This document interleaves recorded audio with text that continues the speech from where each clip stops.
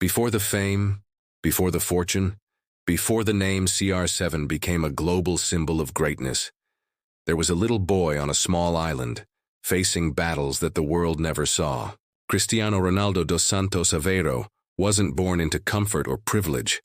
His journey began in a world of struggle, where dreams seemed too expensive to afford, and hope was something you had to fight for every single day.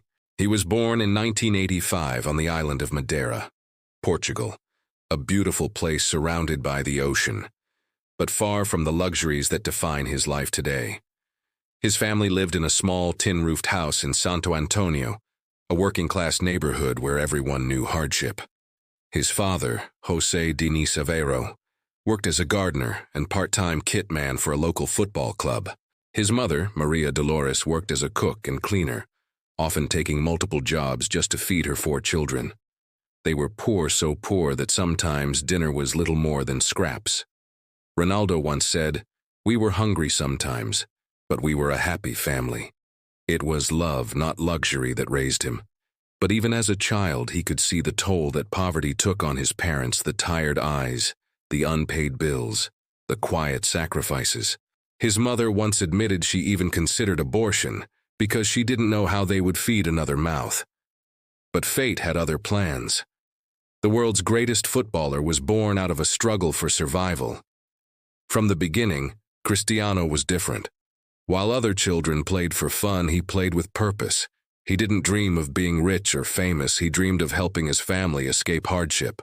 Football was his escape, his language, his only form of freedom. He'd spend hours playing on the streets with a ball made of rags or bottles, running barefoot over rough concrete until the sun disappeared. His mother often had to drag him home for dinner because he would refuse to stop. At 8, he joined his first club, Andorinha, where his father worked. But even then, the signs of hardship were everywhere. He had no fancy gear, no proper shoes, and no car to take him to practice. He walked. Sometimes when he didn't have bus fare, he'd hitch rides with neighbors. But none of that mattered because every kick of the ball felt like one step closer to the life he dreamed of. His talent was undeniable. He was faster, sharper, hungrier than the rest, but talent alone wasn't enough. He faced ridicule from other kids who mocked his accent, his clothes, his background. They called him names like Crybaby because whenever he lost, tears would roll down his face. But what they didn't understand was that those tears came from passion, the same passion that would one day make him unstoppable.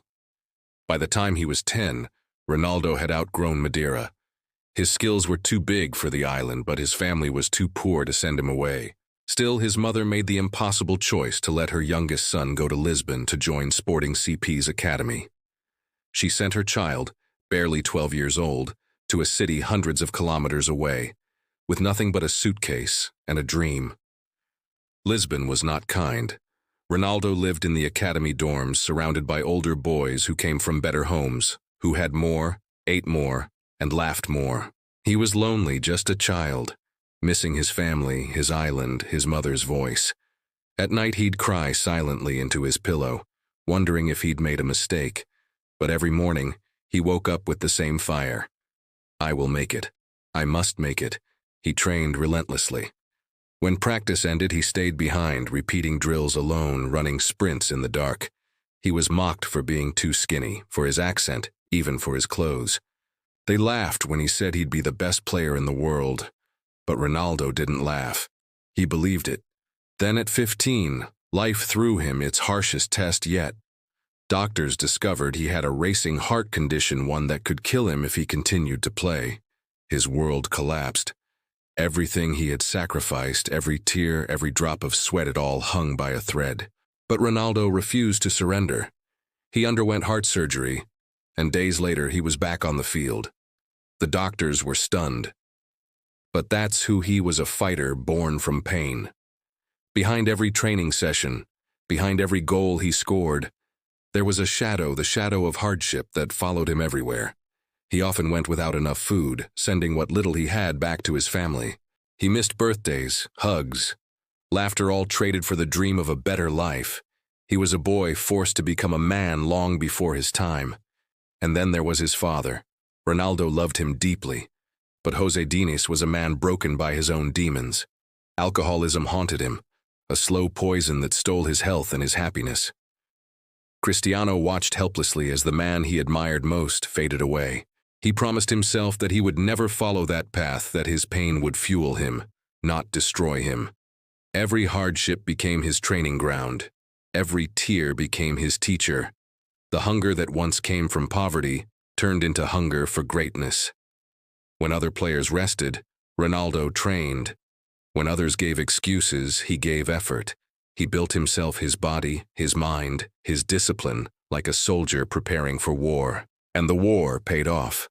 The skinny, crying boy from Madeira would grow into the world's most complete footballer. But make no mistake, his glory was never born from privilege. It was born from pain. The hardship of his childhood carved him into a machine of focus and resilience. Even when fame came, Manchester United, Real Madrid, Juventus, the ghosts of his childhood never left him. He remembered what hunger felt like. He remembered what loneliness tasted like. That's why he worked harder than anyone else. That's why he gave everything, because he knew what it felt like to have nothing. The world sees Cristiano Ronaldo as a symbol of success. The cars, the mansions, the medals. But what the world doesn't see is the boy who grew up with empty pockets but a full heart.